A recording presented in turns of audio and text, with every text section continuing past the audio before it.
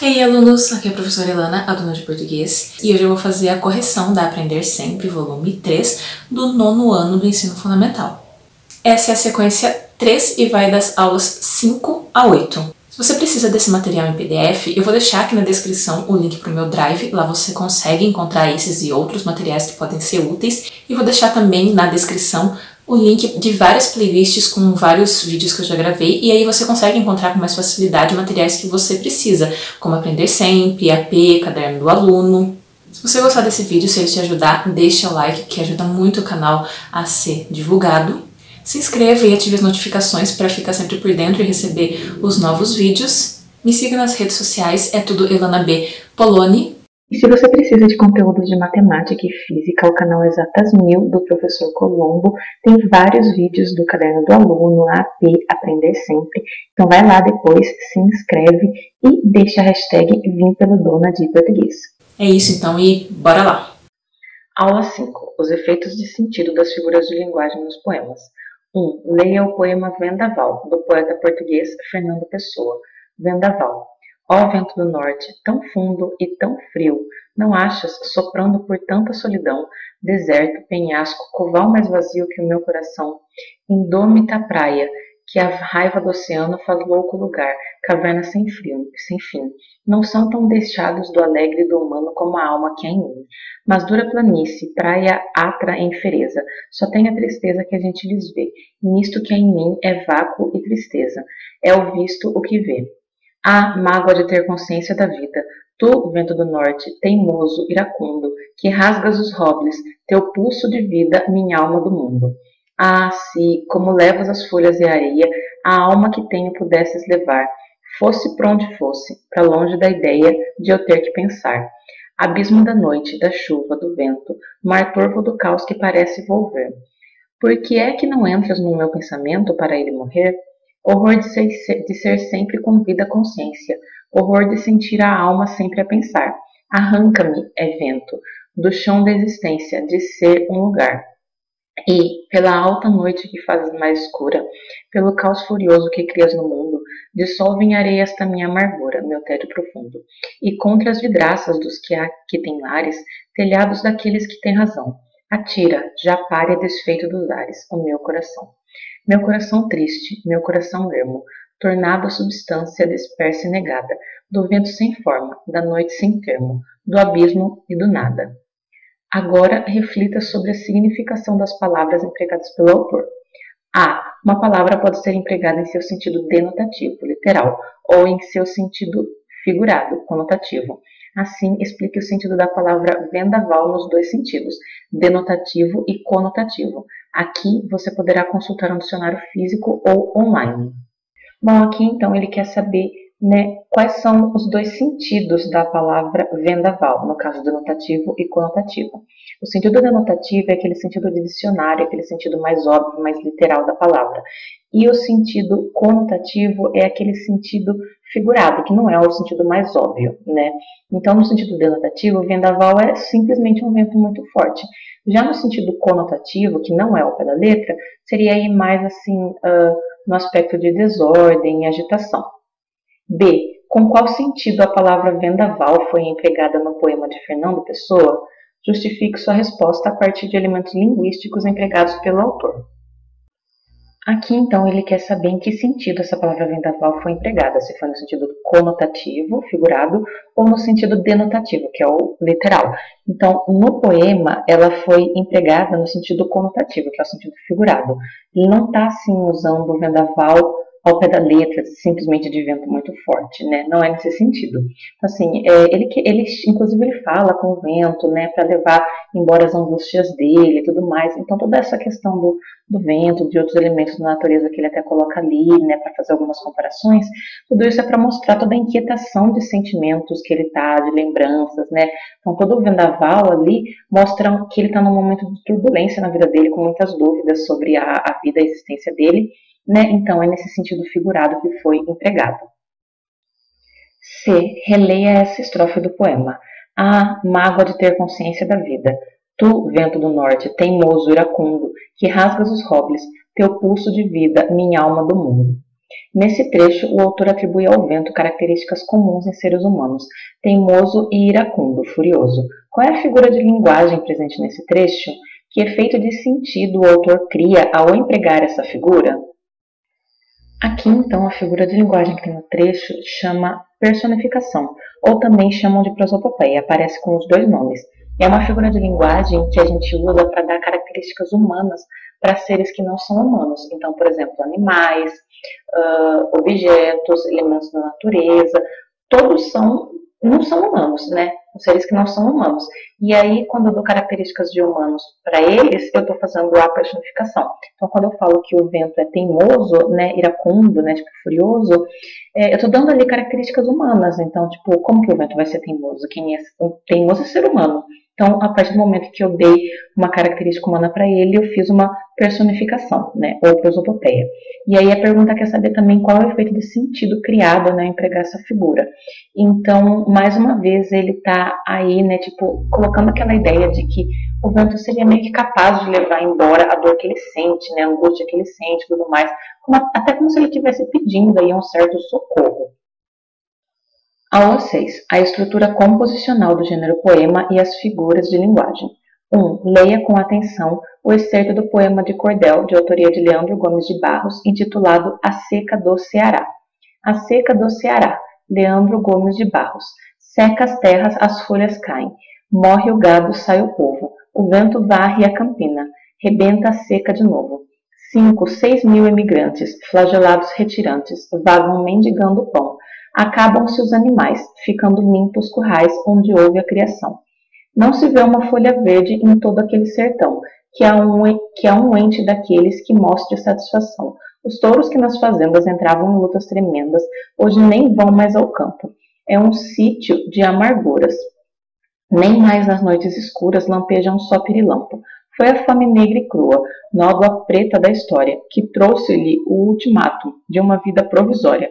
Foi o decreto terrível, que a grande pena invisível, com energia e ciência, autorizou que a fome mandasse riscar meu nome do livro da existência.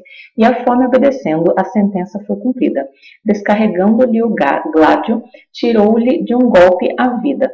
Não olhou o seu estado, deixando desamparado ao pé de si um filhinho, dizendo já existisses, porque da terra saísses, volta ao mesmo caminho. 2. Após a leitura e análise do excerto do poema de cordel, responda as perguntas a seguir. A. O poema A Seca do Ceará, da autoria de Leandro Gomes de Barros, impresso em folheto, traz como tema a tragédia da seca. Logo, a finalidade do texto é... Então, aqui ele quer saber qual é o objetivo do texto, com que objetivo o texto foi escrito, né? Um texto que fala aí sobre seca. Então, é uma finalidade de mostrar a condição, né, do povo nordestino, o sofrimento também desse povo por conta da seca tal, e das consequências que ela tem. B. Como você define o estilo de linguagem adotada pelo poeta? Então, aqui na letra B, né, vocês têm que responder de maneira pessoal, cada um vai ter a própria resposta. Mas, assim, algumas dicas que eu vou dar, que vocês podem observar no poema, né, esse poema, ele tem rimas, esse poema, ele tem uma linguagem aí mais subjetiva, mais carregada de sentimentos, ou tem uma linguagem ali mais objetiva, mais direto ao ponto. Esse poema tem, assim, uma linguagem regional, né, termos específicos de uma região. Esse poema tem gírias, né? Enfim, como que é o ritmo desse poema? É um ritmo mais agradável, mais rápido? Enfim, são coisas que vocês podem pensar e aí vocês escrevem coisas nesse sentido para dizer como vocês acham que é a linguagem aí do poeta, né? Então é uma questão pessoal. C. Na leitura do poema, percebe-se que, em cada estrofe, há uma pausa que é acentuada pela semelhança sonora advinda do final de cada verso. Retire do texto exemplos desta sonoridade. Bom, o que ele quer então é o seguinte, né? O que ele está dizendo? Que nas estrofes a gente tem trechos em que tem uma pausa, né, em um determinado momento, ali no ritmo, e aí essa pausa é acentuada pouco tempo depois por uma rima. Então, por exemplo, olha aqui, ó. E ele quer que a gente dê exemplos disso, né? Então, eu grifei 2 exemplos aqui na primeira estrofe. Seca as terras, as folhas caem. Morre o gado, sai o povo. Então tem aqui uma pausinha, né? O vento é diferente, por exemplo, quer ver como tem uma pausa? É diferente, por exemplo, daqui, ó. Não se vê uma folha verde em todo aquele sertão. Não há um ente daqueles que mostre satisfação. Então, assim, aqui, por conta da vírgula, tem uma pausinha um pouquinho maior no ritmo quando a gente lê, né?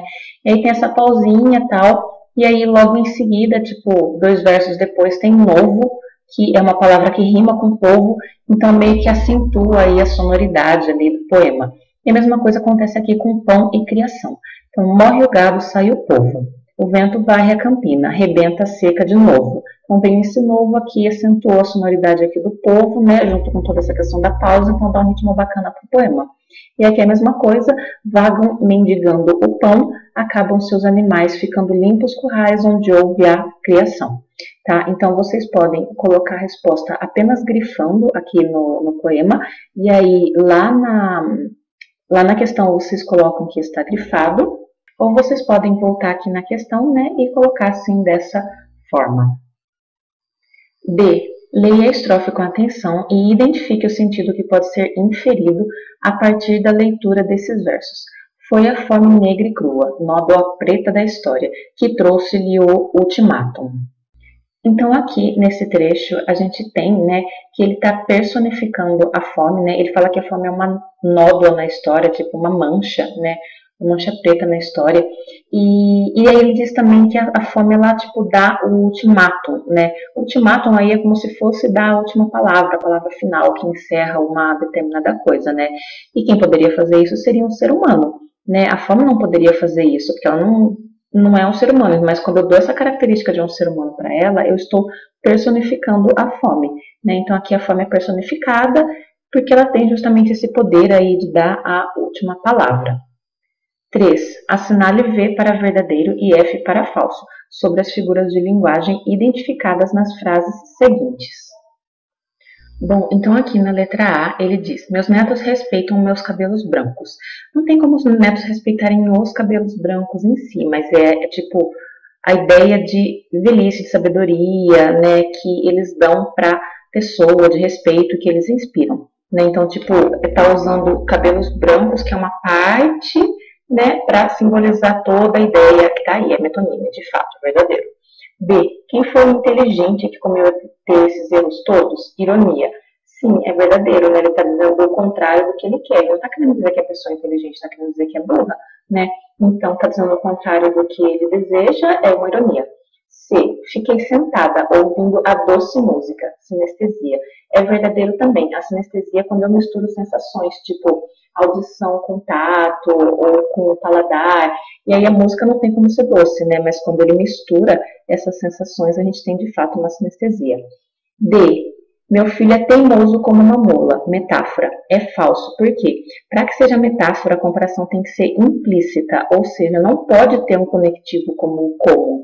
Né? Se eu dissesse meu filho é uma mula teimosa, aí seria uma metáfora, né? Porque eu não teria o conectivo, mas a partir do momento que eu coloco esse conectivo, deixa de ser uma metáfora, porque não é mais uma comparação implícita, passa a ser uma comparação explícita, uma comparação direta, daí eu chamaria de comparação, então aqui não é metáfora, é comparação, tá?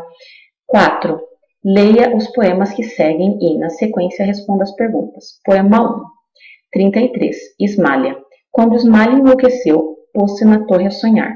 Viu uma lua no céu, viu outra lua no mar. No sonho em que se perdeu, banhou-se toda em luar. Queria subir ao céu, queria descer ao mar. E, no desvario seu, na torre pôs-se a cantar. Estava perto do céu, estava longe do mar. E como um anjo pendeu as asas para voar. Queria a lua do céu, queria a lua do mar. As asas que Deus lhe deu ruflaram de par em par. Sua alma subiu ao céu, seu corpo desceu ao mar. Então, daí é um poema aqui do Afonso de Guimarães. Poema 2, pela rua. Sem qualquer esperança, detenho-me diante de uma vitrina de bolsas, na Avenida de Nossa Senhora de Copacabana, domingo, enquanto o crepúsculo se desata sobre o bairro. Sem qualquer esperança, te espero. Te vejo no restaurante, na fila do cinema, de azul diriges um automóvel. A pé cruzas a rua Miragem, que finalmente se desintegra com a tarde acima dos edifícios e se esvai nas nuvens. A cidade é grande, tem 4 milhões de habitantes e tu és uma só. Talvez estejas vindo ao meu encontro, sem o saberes. misturado às pessoas que vejo ao longo da avenida. Mas que esperança! Tenho uma chance em 4 milhões. Ah, se ao menos fosses 1000 disseminada pela cidade. A noite se ergue comercial, nas constelações da avenida. Sem qualquer esperança, continuo, e meu coração vai repetindo teu nome, abafado pelo barulho dos motores, solto ao fumo da gasolina queimada. Ah, qual dos dois poemas possui traços mais definidos de uma narrativa? Justifique sua resposta com os elementos do tipo narrativo. Destaque também figuras de linguagem, justificando a expressividade do eu lírico, por meio das imagens que constroem além da narrativa. Bom, então aqui eu coloquei a resposta em tópicos, porque ele pede bastante coisa, então em tópicos ficou melhor de organizar. Então na primeira parte da pergunta, qual dos dois poemas tem traços mais parecidos com uma narrativa? No caso é o poema 1. Né? Os dois poemas têm ali um certo nível de narrativa, mas o poema 1 é bem mais narrativo, porque ele está ali contando a história da personagem Ismália e tudo que aconteceu com ela. Né? Aí a gente tem ele também pedindo, né, os elementos da narrativa, né, presentes no poema. Então, os elementos da narrativa são 5. Então, no caso, o tempo é o tempo passado, que aconteceu, né, no passado, o espaço, a torre, o penhasco, o enredo, né, o enredo é tipo o que acontece na história em si. A gente tem que a Ismália enlouquece, sobe na torre, se apaixona pela lua, se joga no reflexo da lua no mar e morre. Né? Daí a gente tem como personagem a Ismália, e o foco narrativo a terceira pessoa, né? E aí aqui acabam os elementos da narrativa. E aí aqui no terceiro tópico, as figuras de linguagem, que ele pede também para destacar figuras de linguagem. Então, dentro das figuras de linguagem, eu coloquei duas, a sinestesia e a comparação. Então, por exemplo, aqui na sinestesia, fala que ela banhou-se toda em luar, né? Por que tem uma sinestesia aí, né? Na verdade, vamos justificar aqui as figuras de linguagem para ficar um pouquinho mais completa a resposta, porque ele pede, né, aqui para fazer a justificativa. Então, acrescentei aqui, né, a explicação de cada um, para que a gente tenha essa justificativa que a questão pede, banhou-se todo em luar. Ele está misturando o tato com a visão, porque o luar não é uma coisa que dá para a gente tocar e sentir na pele, né, como a gente sentiria, por exemplo, a água na hora de tomar um banho. O luar é uma coisa que você vê, então quando fala que ela se banhou em luar, eu estou misturando ali a sensação do tato com a visão, e sinestesia é isso, é mistura de sensações. Depois, na comparação, a gente tem, e como um anjo pendeu as asas para voar. Então, a gente vê que ele está comparando a Ismália ali com um anjo, né? A gente vê isso pela palavra como, então está fazendo uma comparação entre ambos. B. Percebemos na atividade anterior que um poema pode ter um efeito de sentido amplo, inclusive contando uma história e refletindo na personagem a própria imagem alegórica do delírio do seu eu. No entanto, poemas como o segundo mostram que o eu lírico também quer expressar-se, mostrando o que sente e falar em desespero de amor. Assim, o poeta intensifica essas sensações do eu lírico, por meio de figuras de linguagem. Justifique essa afirmação. Aqui, antes de responder a letra B, eu quero só apontar uma coisa para vocês que é interessante e que ajuda também um pouco a entender melhor a letra B. Olha só aqui no poema 1, como ele é mais quadradinho. Quando a gente observa os versos, não tem muita diferença de tamanho entre um e outro. É como se ele fosse mais quadradinho mesmo, né, no formato. Aí quando a gente olha o poema 2, a gente vê que tem muita diferença de tamanho de um verso para o outro. A gente tem versos curtos, de 2 palavras, como a gente tem versos bem mais longos, né, e tem muita diferença entre eles. Então, aquele aspecto quadradinho que tinha no poema 2, no poema 1, perdão, a gente já não tem aqui no poema 2. E percebam que em alguns casos ele quebra a ideia, né? Então, vamos supor aqui, ó, de azul diriges um automóvel. Pela lógica, era para isso tudo estar num verso só, mas não, tá tipo quebrado, né? De azul, aí quebra, né? Vai pro verso seguinte, diriges um automóvel. E depois tem, a pé cruzas a rua. Pela lógica, era para tudo isso estar em um único verso, mas não, tá separado em dois, tá dividido, tá quebrado, né? E isso, de certa forma, contribui para criar a atmosfera que a gente tem no poema de um lírico que está ali desorientado, procurando a mulher que ele ama e que ele não encontra. Né? Então percebam como a própria construção dos versos, do ritmo, do tamanho de cada um e tudo mais, contribui para gerar a mensagem que ele quer passar. Tá? E um detalhe importante também é que versos que são assim, que não tem esse aspecto quadradinho, né, como tinha no poema 1, os versos que são assim, eles são chamados de versos livres, tá? Porque eles têm assim a liberdade de ser tipo do jeito que o poeta quis. Aí, voltando aqui para a questão, né, ele está afirmando na questão que o poeta está falando de sensações do eu lírico e está usando figuras de linguagem para isso. Ele está afirmando isso na questão. E ele quer que a gente justifique isso que ele afirma, né? Então, antes de justificar, um ponto interessante é que aqui o lírico está com hífen, tá? Mas é sem hífen mesmo. Enfim, então o que acontece? O lírico é esse homem que está andando para lá e para cá nas ruas de Copacabana, procurando encontrar essa mulher que ele ama. Só que ele está ali meio desorientado para lá e para cá, né?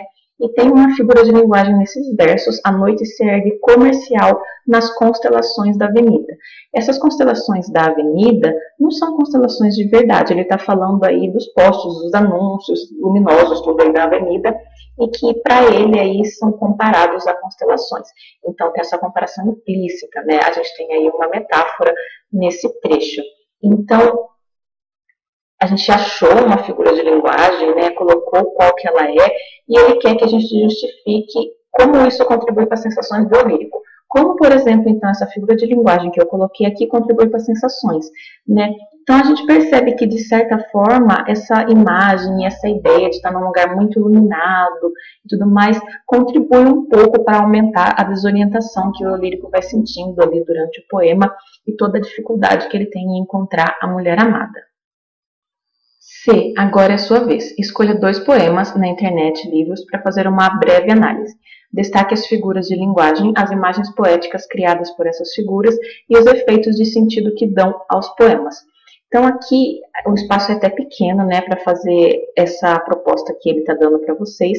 Sugiro que vocês façam no caderno, mas basicamente é uma questão pessoal, porque assim, depende de cada aluno, cada um vai fazer a sua análise. Então, vocês vão lá na internet, vão procurar 2 poemas. Escolhe ali 2 poemas na internet, coloca a fonte, né, de onde vocês pegaram, coloca o nome do poema, coloca o autor, tudo certinho. E aí vocês colocam lá, poema 1, né, qual que é o poema e tudo mais, e faz análise. Poema 2, qual que é o poema e faz análise. E vocês vão analisar do jeito que vocês conseguirem, tá? Se vocês encontrarem, de repente, uma comparação, vocês colocam. Se vocês encontrarem uma metáfora, vocês colocam. Se encontrar uma ironia, coloca, né? E assim por diante. Ele quer que vocês analisem a figura de linguagem que tem nesses poemas. Se vocês encontrarem uma figura de linguagem para cada um dos poemas, eu já acho que está super bacana, tá? Porque são 2 poemas, uma figura para cada um, eu acho que está bem legal, né? Então, assim, o que vocês podem fazer para ajudar a dirigir a busca de vocês e o olhar de vocês na hora de fazer a pesquisa é colocar as palavras-chave já filtrando a busca. Então, vamos supor, exemplo de poema com ironia. Aí vocês já vão encontrar, né, no Google um poema que tenha ironia como figura de linguagem. Ou então, exemplo de poema com metáfora. Ou exemplo de poema com comparação. E vocês vão encontrando, né, já os poemas com figuras de linguagem específicas para vocês analisarem. Dependendo do resultado que vocês encontrarem, do site que vocês encontrarem, vocês podem até mesmo encontrar já o site fazendo ali uma análise que vai ajudar vocês a visualizar como responder essa questão, né? Hora do treino. Selecione as colunas de acordo com o tipo de figura de linguagem utilizado na construção de sentido das frases a seguir. Então, ele quer que relacione, né, a coluna da esquerda com a da direita. Na da esquerda, a gente tem exemplos, né, de várias frases, e na da direita, a gente tem várias figuras de linguagem. Então, tem que descobrir qual figura de linguagem que tem em cada uma das frases. Então, aqui fica na seguinte forma. Estou rindo para não chorar. É uma antítese, porque ele está misturando sentimentos opostos, né, rir e chorar. Antítese é quando tem essa oposição de coisas completamente diferentes numa mesma frase. B. Eu nasci em Minas, meu irmão em Goiás. É uma elipse. Elipse é quando eu tipo escondo uma parte da frase porque não tem necessidade de colocar, já que eu deduzo. Então aqui, ó, eu nasci em Minas, meu irmão nasceu em Goiás. Eu tirei o nasceu dessa segunda parte, porque não precisa, pelo contexto eu percebo, né? Então eu fiz essa escondida, digamos, da palavra nasceu, então tem uma elipse. C. Não se deve faltar com a verdade. A gente tem um eufemismo. Eufemismo é quando eu suavizo uma coisa, quando eu digo uma coisa de uma maneira mais suave. Não se deve faltar com a verdade é a mesma coisa do que dizer não se deve mentir. Só que falar não se deve mentir é tipo mais forte, mais pesado. E ele disse faltar com a verdade porque tipo, é uma maneira mais suave, mais leve de dizer mentir. D. Chorei rios de lágrimas. É uma hipérbole. Tipo, é um exagero, assim, muito grande. Você chora muito, mas não rios, né? E. Quem foi o educado que estacionou onde não devia? Aqui é uma ironia, tá? Então, por quê? Ele está dizendo o contrário do que ele quer, né? Justamente para dar ali uma alfinetada, né? Na F, seus olhos são 2 topázios. Então, aqui, na F é a metáfora, porque ele está comparando os olhos com os topázios, mas não tem nenhum conectivo, como, por exemplo, a palavra como, né? Então, é uma comparação ali indireta, né? Portanto, é uma metáfora. Na G, o sol beijava o alto das montanhas, é uma prosopopeia ou personificação, porque ele está dando características humanas para o sol. Quem beija é ser humano, não é o sol. Na H, sorriu um sorriso pontual, né? A gente tem aqui um pleonasmo. O pleonasmo é quando eu tenho repetição de uma ideia. Então, quem sorri, é óbvio que está sorrindo um sorriso, né? Então, sorriu um sorriso, está repetindo essa ideia, tem um pleonasmo. Aula 7. Elaboração do mural de poesias e o planejamento da produção de poema autoral.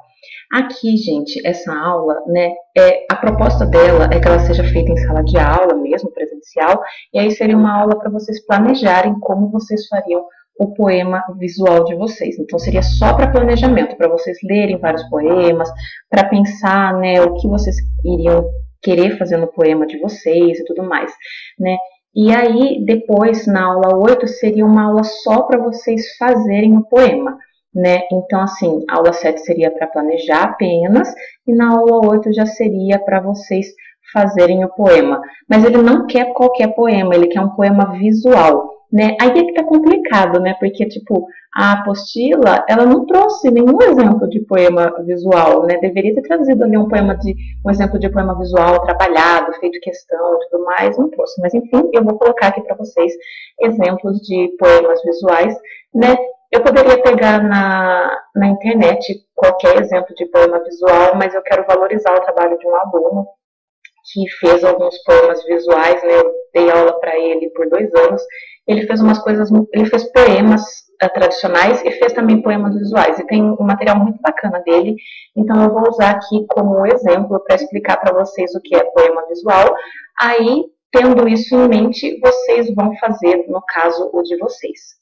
Bom, então aqui a gente tem o primeiro poema visual, né? Percebam que a gente tem tanto a parte escrita como elementos visuais ali de ilustração, né? O desenho do ventilador, também toda a parte gráfica do desenho do ventilador está ilustrada também ali, integrada junto com os versos. É difícil de separar uma coisa da outra, né? Então percebam ali que cada verso tá saindo ali do ventilador, do movimento do ventilador, tem até ali tipo meio que umas ondinhas no começo e no fim de cada verso, né, indicando realmente que tem ali um movimento, né. As palavras também não estão em linha reta, justamente para indicar essa oscilação, essa ondulação que a gente tem ali, né, com o movimento do ventilador.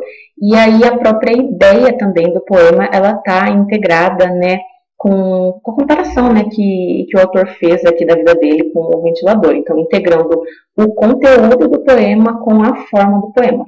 Então, daí fala assim: minha vida normalmente não é boa, só sirvo para consolar as pessoas, igual ao ventilador, que salva você do calor, e depois de sua missão, cai na depressão. Então, a gente tem, né, a parte escrita, a gente tem a parte visual, né, do desenho, e a parte também visual dos versos integrados aí ao movimento do ventilador, né? E a gente tem também o conteúdo aí junto com o tema, né? O conteúdo assim junto com a ilustração.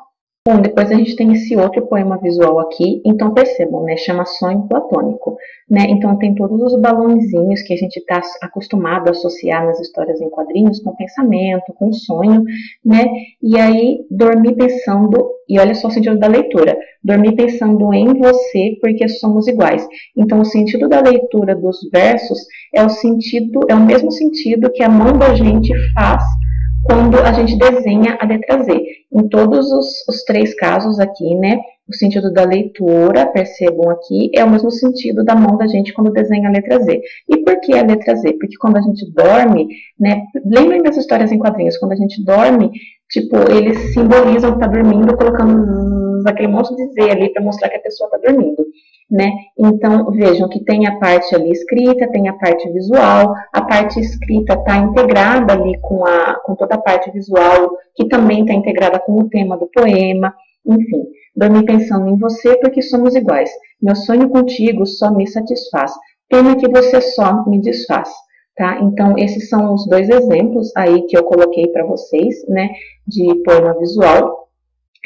Um aluno que foi meu no 7º e no 8º ano, eu não me lembro se ele fez esses dois poemas no 7º ou no 8º, mas enfim, é um trabalho bem bacana que eu queria valorizar aqui, e fica como exemplo para vocês de como é um poema visual, né? Então aqui vocês agora sabem como é um poema visual, e o que a questão a aula 7 quer de vocês é que vocês planejem o de vocês, e o que a aula 8 quer de vocês é que vocês façam, produzam o poema visual de vocês. Bom, terminamos aqui então mais essa parte. Se esse vídeo te ajudou, deixa o like porque ajuda bastante daí o canal também. Compartilha com os seus amigos. Se inscreva para receber os novos conteúdos que vem por aí. E isso, até a próxima e tchau, tchau!